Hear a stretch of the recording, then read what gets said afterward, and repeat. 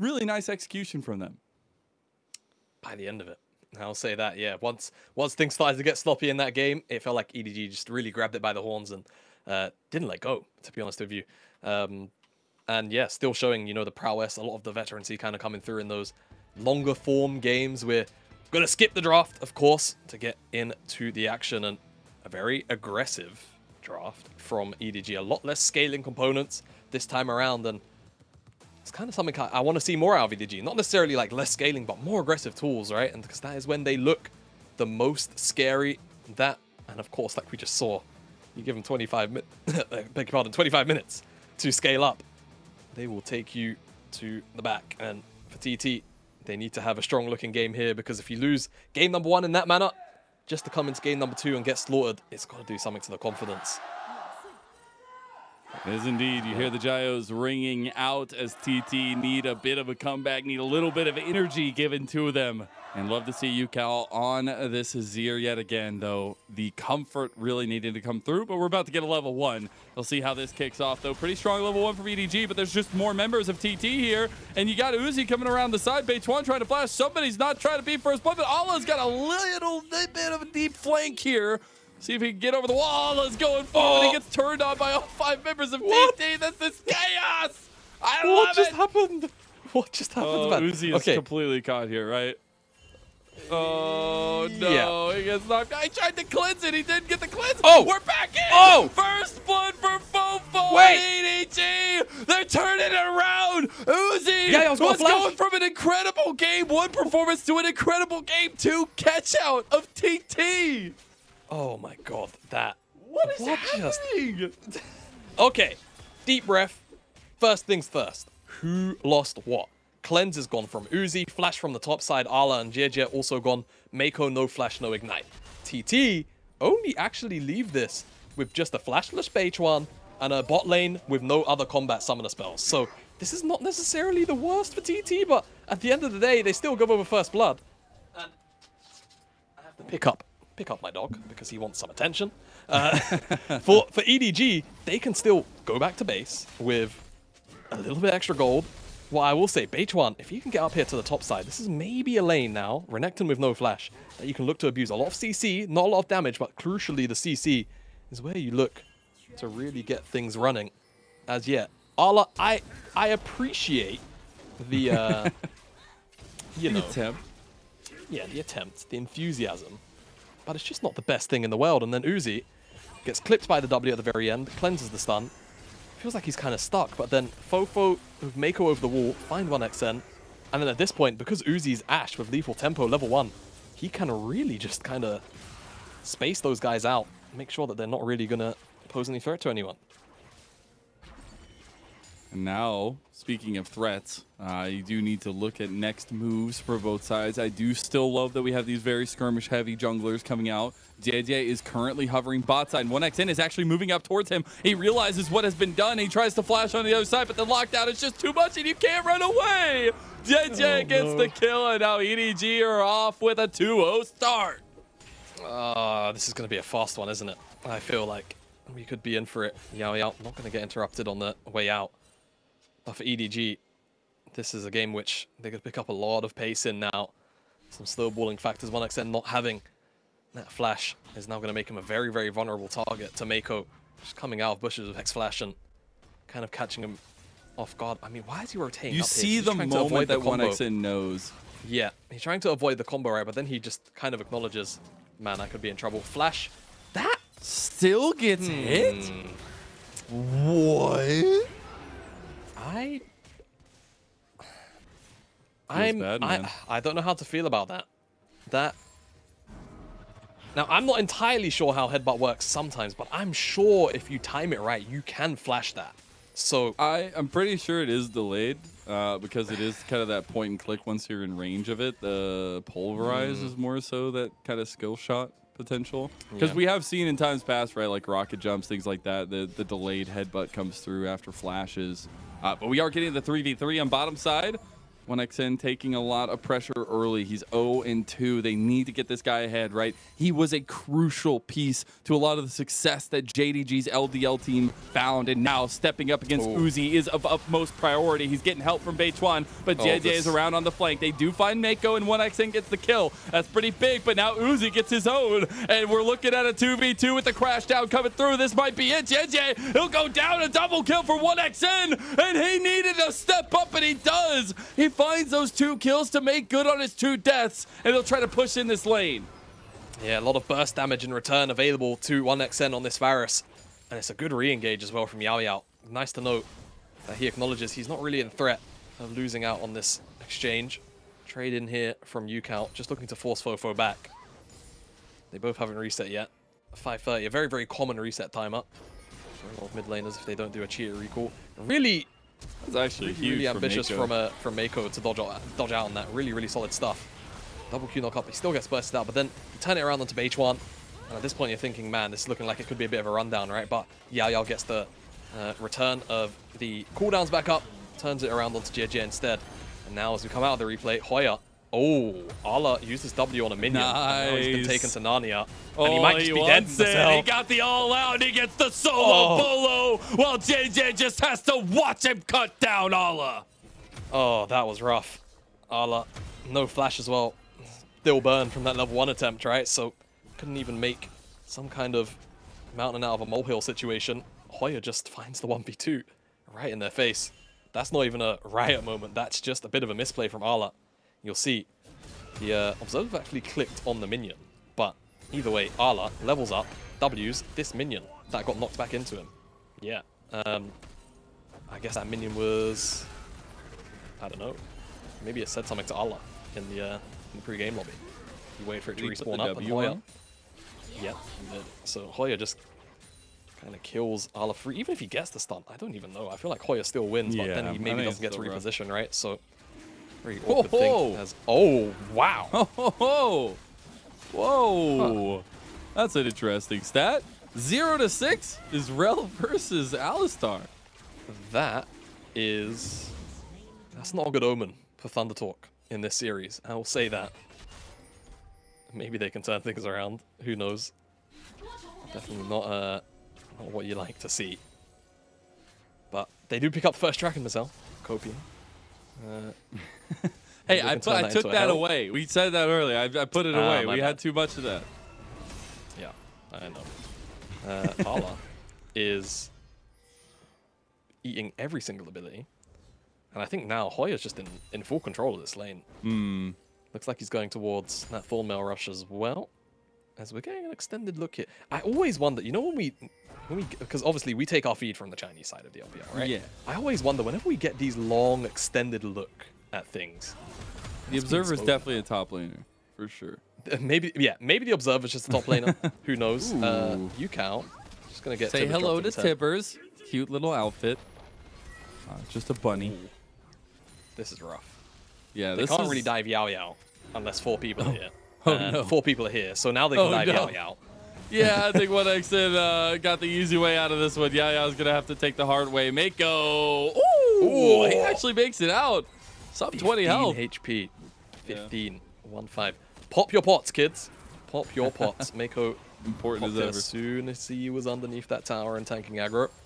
Keeps him alive in that instance. This will be traded out for a Herald, so Thunder Talk getting the better hand of these early objectives at the very least, but they are certainly losing out in the lane plays. FoFo's 2-0. Uzi as well, 103. Going to be approaching first IM very, very quickly. The last time he was on this Ashe, if I recall, like a very, very on-hit heavy build. It was paired with the Heimerdinger. Wasn't it? Yeah, and it was paired with the Heimerdinger. I'm curious to see what his build is this time around. I might actually go to quickly take a gander at what his last build was. Because I remember it involved Triforce, because that is kind of the fad right now on Ashe. But yeah, still very much ahead of 1xn, just because he's been able to have his team come down and press him out of all of these waves for now. Now we do have Rift Herald available for Beichuan. He's headed back towards this bottom side, potentially trying to relieve some pressure down here. I would specifically like to see him use it towards Ucal in the mid lane. I feel like not having Ucal ahead any time in the game is a detriment to TT because he is such a strong presence on the team. But realizing that 1xN could be your way out of this series, and especially this game too, to get this to a third one. Yeah, get this to a third one. It would be Ucal or 1xN to help them, but also Hoya's been having a very, very strong performance this time around. You can see now Hoya basically just proxying. He knows he's kind of stronger than Ala is right now before first item, and even then, I like this adaptation that top laners have started to go when they're playing Cassante into Renekton. This Thornmail Rush, it's so powerful on completion. Really curbs a lot of Renekton's power. Right now, he knows that no one is in the area. He has perfect information on Jiejie.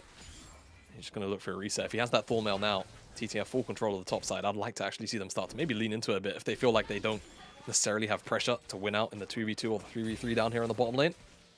See what the options are, though. There's the Thornmail completion that I was talking about.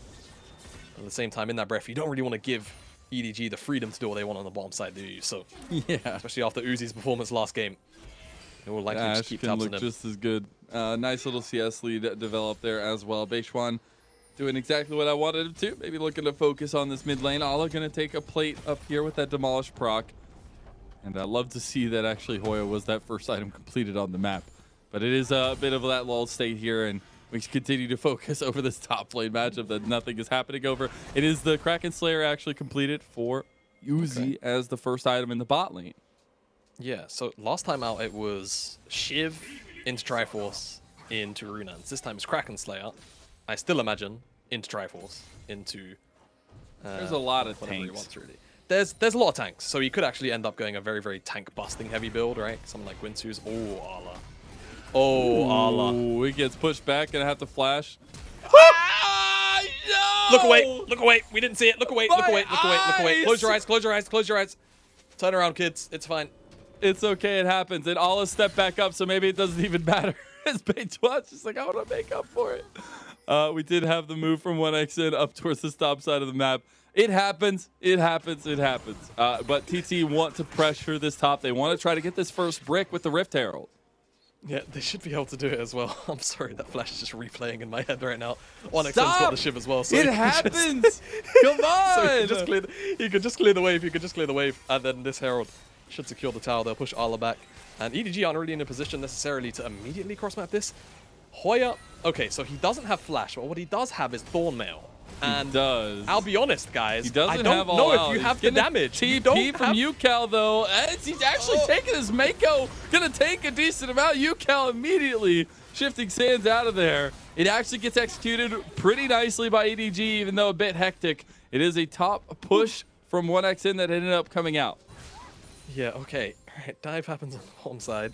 Maybe they do have the damage. It just takes a long time. Meiko, fortunately, having the Unbreakable Will makes him, of course, one of the best tower divers in the game at this point so early on. So, fortunately, EDG walk out with the kill and a couple of extra plates to boot. But this dragon, with the resets coming down, should just be Thunder Talks. Maybe Ala sticks around, but he's got no ultimate. Yeah, they're making the call. They want to contest this, so they have to buy a lot of time. Jiejie is actually in base. He doesn't even have Smite. This is just to dissuade TT from actually committing. Oh, they actually found a little engage on Ala. He just goes right out of the fight. Yao takes him out. Uzi is looking for a little bit of front to back, but he doesn't have much front line to do so. Meiko tanking up a storm, but can he get out alive? It looks like not. He's going to be chopped up into a beef patty. And see who ends up getting that. Uzi's actually trying to save his life here. It will end up going to Ucal. Meanwhile, 1xN gets a solo bolo over there on the Jiejie. And we just have such a weird map state going on, but it could be a collapse by TT over here on the bot side. I need to see that 1v1. How does a Divine Sunder or Wukong get 1v1'd by Varus? Static Shiv div, baby. Oh, yeah, I guess Shiv is just broken. Who knows? Oh, what a weird sequence of play, Mazel. That was... It's really weird. 1xN was the one by himself on the back.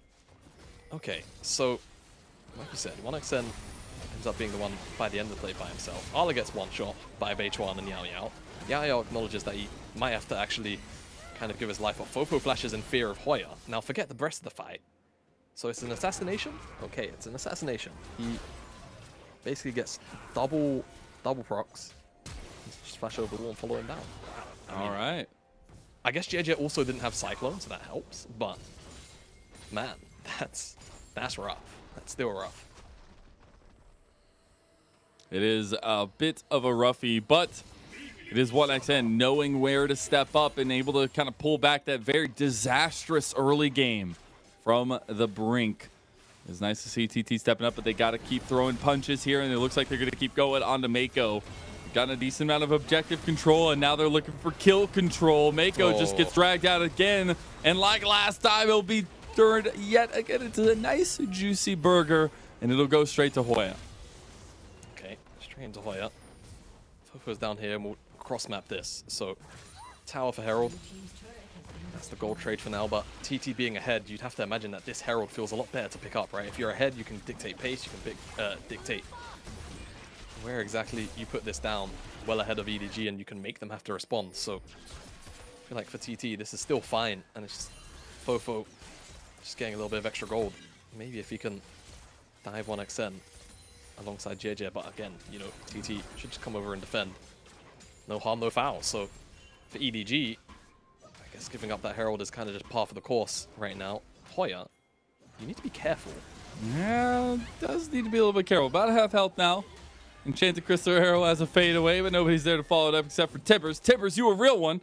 Yao will get out with the crash down. Nothing else going to come of it. EDG, we're trying to find a pick out. Tibbers is a real one, but Tibbers is still inferior to Daisy. We saw that earlier. Nothing's going to change. Oh, you got to randomly throw Tibbers under the bus like that. Daisy isn't even in the conversation, man. She's not even here. What did Tibbers do to you? You play a lot of Annies against a lot of Annies in the mid lane. Did Tibbers hurt you? You know, back in the day, yes, actually. I was an assassin player, and I used to main mid. And I do have a little bit of PTSD with dealing with Annie. And, yeah, anyway, it's still inferior. Can't change my mind. TT, with this Herald now, this is kind of the next big question. What do they do with it?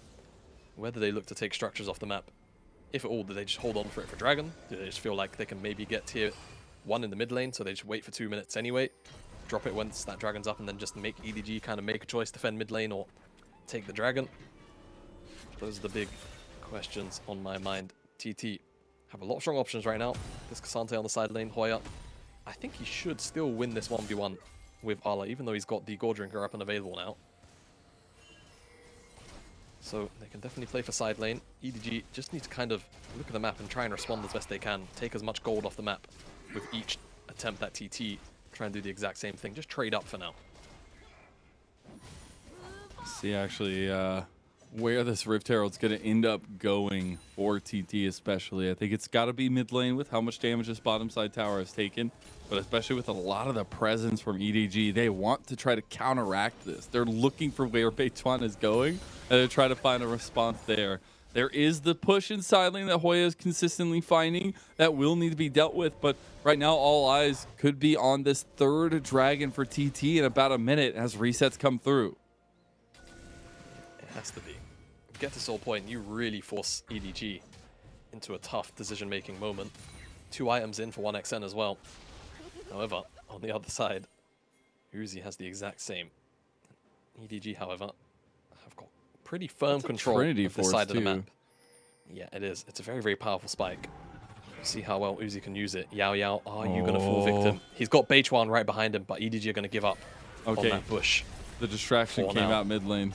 The TP came through. They are going to end up using that Rift Herald mid. Uzi burning the cleanse there. The Glacial Prison has already gone down. You got a decent amount of fight back. Jiejie goes for the Cyclone. There's a fight going on. Yao. He's gone, though. And that's a huge little front line gone from TT. It is traded for Jiejie, though, and the crash comes through onto the turret. That'll be an outer gone. And there's just some poke to try to get Uzi and the rest of the team away from it. But the Sun Disc comes up, and TT have defenses. Yeah, I mean, even though Yao dies, it's in favor of Jiejie, so this should just be third Dragon picked up. No doubt about it. Emperor's Divide still there, and crucially, Hoya's All Out is still there. That's what makes him a champion in moments like these. As long as FoFo doesn't find a big ultimate, this should be fine for TT, but they're still a little bit under pressure 4v4. And Uzi can just try and space out with these volleys. Tibbers. He's just waiting with the stun, trying to get a flash. He does get a couple of them, but he's down as well. Nice double back as Ucal has done it. Uzi takes down a side fight, but it doesn't matter because his soul point is all Thunder Talk. One more dragon, and they can get it. Doesn't seem like Dragon wants to die, I don't blame him. EDG, however, certainly don't want to die, but they've died here in this play. And now that TT sit one dragon away from Soul, once that spawns up in 5 minutes time, they're going to have to make a decision if this Baron's still on the map. Take a look at this replay. Oh, it's actually starting here. I thought it would be in the mid lane, so it's about Hoya on the top side, zoning out Uzi. Beichuan goes in. FoFo finds 2 people on the stun, but it's not 1xN and no one's touching him. Hoya up here on the top side. Ucal. It's fine, but like you say, Ucal is just minting these guys. 3 soldiers on the floor. The timing of the Emperor's Divide, too. It's just... I hate that I have to talk about it every time, but he is literally the guy for TT for me, man. The consistency that he finds advantages for himself, the kills, the cohesion with the team, it's incredible. But they're 2-9. They can't find wins, and it's tragic. But even in this series, he's able to find a lot of these advantages. Now, that 2-item spike going to be huge in combination with 1xN as well, and they will need to find a little bit of purchase here in Game 2 if they want to keep going. It's frustrating almost, isn't it, to see TT perform so well into a team who's clearly on an upward swing with far higher aspirations. It does just kind of make you wonder for the future. You kind of hope that they can keep a lot of this roster together, right? And just try and rebuild together. Arla, not really at threat of dying, but it's all about playing for this tower here. Good job from Arla to clear out the wave. And TT aren't going to be able to get this, but they are going to be responded on by this FoFo teleport. It's on a control wall, so they know it's happening, and there's a collapse in the river as well. And the enchanted crystal arrow on top of it. That's huge. FoFo does find Ucal in the end, but it's the Emperor's Divide back. Olive goes for the flash, gets the kill. And just like that, 2 members of TT are gone. And EDG might have just quieted the storm. There's no thunder rolling across the skies now. Goodness me. The skies are clearing for EDG. And the path ahead looks pretty damn good. It's Uzi is the path ahead, man. Yeah, he is. He really, really is. Finds the arrow to help set up with Jiejie, and then gets the chase down onto Beichuan. Good collapse from EDG overall, and this should just be a very easy Baron unless 1xN can pull off a Gumayusi from Worlds, but he's nowhere near. That Baron's gone. EDG now can just look to reclaim so much structure gold that has been left on the map, right? It's been TT that's been in control for 20 minutes or so. Now EDG can look to just claw back more and more gold, and they were not that very close to picking up. But what happens with Yaoya? He just walks over a ward. Is that it? It's as simple as that. He walks over this ward, swap over to EDG, and then just go for the collapse. Knock up here. He's in the choke. Double knock up. Triple knock up. Arrows there. All the knock and then ups. Ucal, he's running away from Arla. So fast. Yeah, and it's a lottery, right? If you pick the bottom side, then it's a longer rotation away, and the chances are you can definitely still be collapsed on. But if you go through the tri-bush and FoFo's not waiting there, then maybe there's maybe there's a timeline where you escape. But unfortunately, roll short on the dice and gets picked up, and because of it, now EDG sit with Baron. Yeah. Look to just try and take all of these towers. I don't know if you saw the video, or I guess the comms of EDG in their last series in the Kaisa play behind the Baron pit. But man, there was just something about the tone, the voice that Uzi used in that moment that shows me this is the real deal for this guy. This guy wants to put everything he can into this team, into EDG, and start this new legacy. And he's even said that, right? But it is incredible to watch him come out and perform time and time again on different picks, on non-meta, on things that don't have good win rates. And you're seeing EDG really come together around that. And we're seeing that here in game number 2. They have a nice little lead, but it's going to be a difficult fight back with a double carry comp. But if you pick out one of the carries, then it's just a single carry comp. And 1xN is no longer a part of the conversation. Yeah, and off screen, Ucal's being chased down by Arla here. He's had to blow the Emperor's Divide. That's a flash, too. He's not going to die. He's got a lot of backup, all right? He's got some bouncers. Yeah, he's got bouncers. EDG's got an army. Arla had the Avengers about to assemble down on the bottom lane, but pulls them off. Looks for the reset. Dragon spawns in 25 seconds.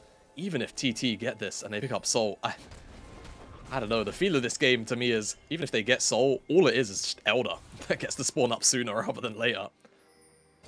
Maybe I'm wrong. We'll have to see. This is how it all starts off. He's just looking for a reset. Allah finds him. That's yeah.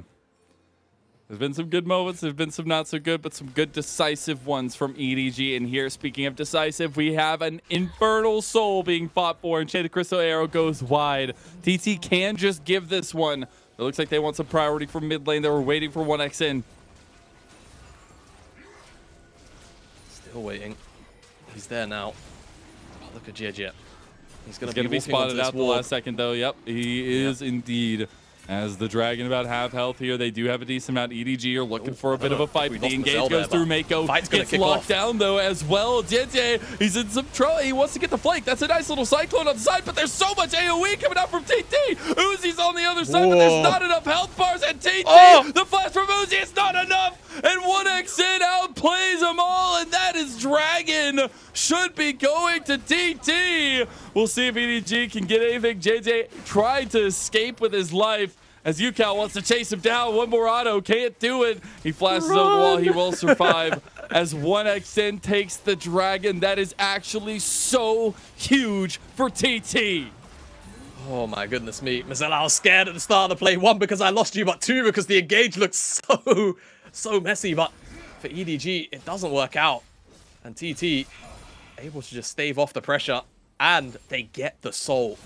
And I know I said, even if they get it, I'm not sure how I'll feel about the game. Maybe I was just wrong on the call. Let's take a look, though, because Meiko goes in. It's FoFo that gets ulted, so he's not able to follow up. And it's not really much to follow up on, to be fair. Eventually, does pull the trigger, but it takes him a while. And Uzi, all the while, is just kind of pumping damage. But it's all of this return AoE from Ucal. Yeah.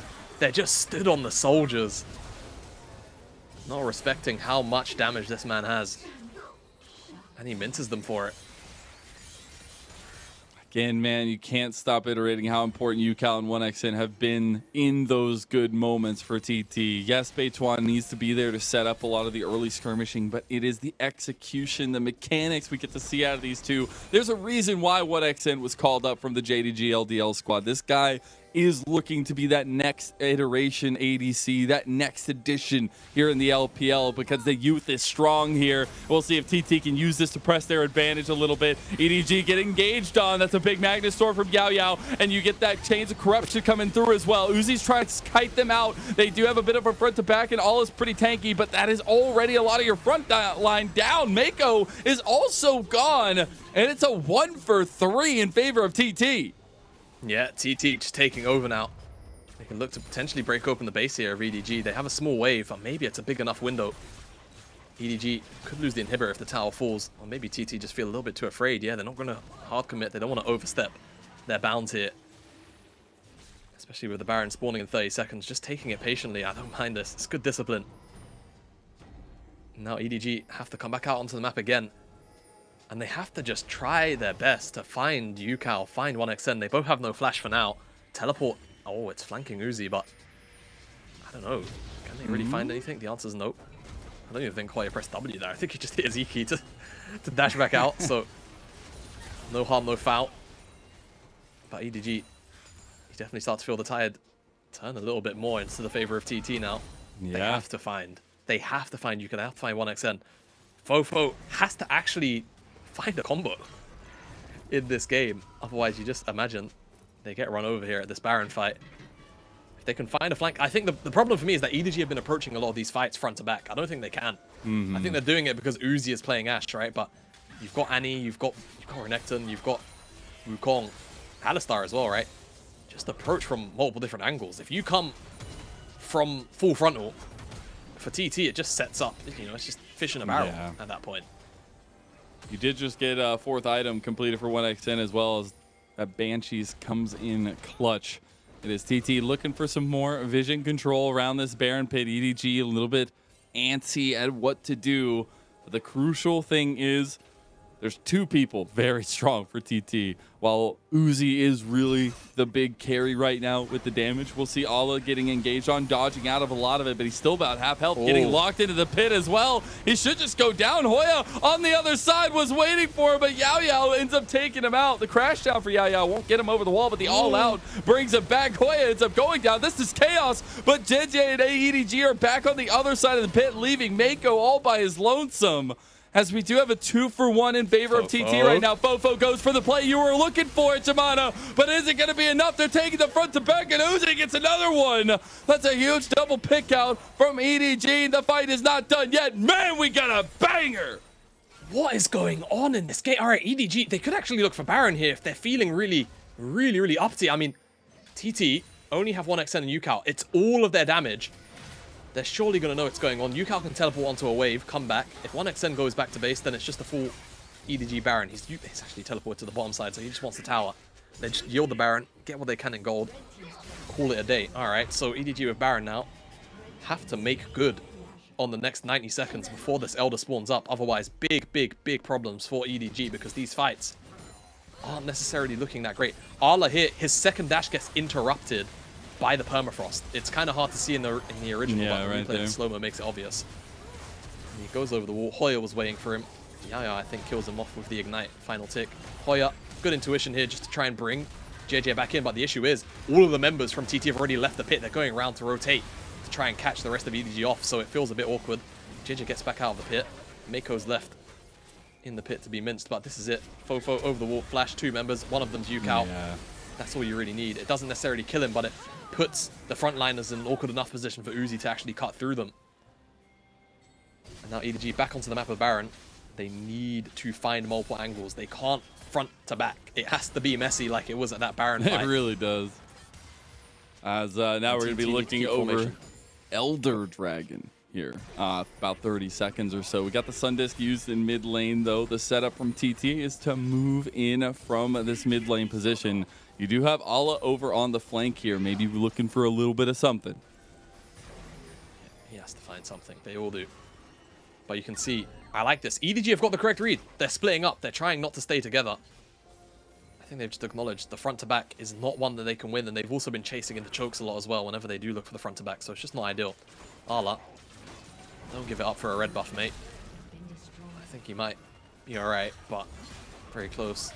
A little bit difficult. Meiko gets caught again. This is unfortunate, but maybe this is something that EDG could turn around. Nice little re-engage there. Yao's gone to Uzi, as now Beichuan actually looks for it. He gets the flash there. FoFo tries to get him down. He does. This is looking like a good fight for EDG, but look at Ucal and 1xn. They are firing away, and they are the carries. They are the ones that are stepping up, and they're both flashing forward. Huge moment for TT's carries, and they're going to shut down EDG. They should be able to get the Elder as well. It could be a bit risky, but Jiejie's low enough that I think he'll get poked out if he looks for the attempt. There's enough vision. Ucal and 1xn, wonderfully played. Flashing over the arrow from Ucal just saved TT's game here. They'll get the Elder, and it's going to be on the 2 most important carries. I think they should actually wait here. Yeah. Good job. Wait for the rest of your members to try and spawn up as best you can.